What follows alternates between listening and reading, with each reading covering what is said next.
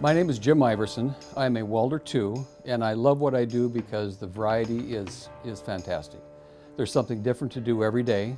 You could end up on the same project for a couple of days, but the variety is great.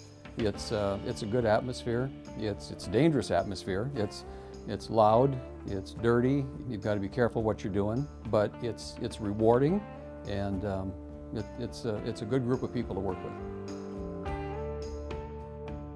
A welder 2, so it goes welder 1, welder 2, welder 3, and different requirements for every position. So a welder 2 will take raw material that's been cut in the saw or plasma cut. You'll get a variety of raw material from beams to columns to bent plate to angles. You have to clean it up, and then you have to read the blueprints and tack it all together the way it should be, and then it's quality checked for dimension before you're allowed to weld it. I like, now today I'm doing something that's very easy. Tomorrow could be something that's very complex. It's just a good variety.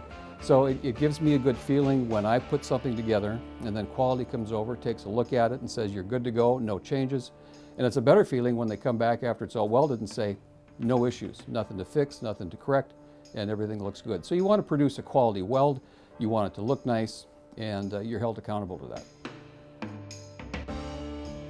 You've got to be good, obviously, with tape measure. I mean, that's a basic, that's a necessity. You've got to be able to read blueprints. You use combination squares, you're using angle finders, you're using a variety of tools. So when you get the print, you look at the print, you take the pieces after they're cleaned up, and you tack your piece together. And based on geometry and various angles, most of it's right angles, but there can be some interesting dimensions once in a while.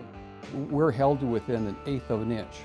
So when you see a building go up and all the steel's being hung and raised and put together, we have to follow the prints so that when the pieces get to the job site, they just bolt them together. So it's critical that the pieces fit, and that's the reason that quality comes over and checks for dimension first off, and then after they're all tacked up and he approves that, then you can weld it, and then that's checked again. So it's quite a bit to it. I went to a local school, spent 4 months there, and the wire, the flux core, the stick on plate, and then the stick on pipe, and the TIG, all are different courses, but totaled 16 weeks. And so you have to get through them, you have to pass all your classwork, you have to submit weld samples every day, and they're graded. And it was just, it was a lot of fun. I took it seriously. I love the book end of it. I love all the theory behind what you're doing to the steel. It's not just going out and laying a bead down. You have to know why you're doing it, what the different work angles, electrode angles, the different speeds, the different current settings, the different voltage settings. You have to understand what's happening when you're applying that to your project. And I really enjoyed that part of it, and so it felt good graduating there, and that started my welding career. You have to be able to, and this term is so overused, but you have to be able to think outside the box and what can you do. If you're good mechanically and you enjoy welding or think you might enjoy welding, the school I went to in town here, they'll give you a tour, they'll sit down and talk to you about what it's like. They might bring you to a job site like this or a production facility like this so you can actually see what it's about before you ever decide to get into it.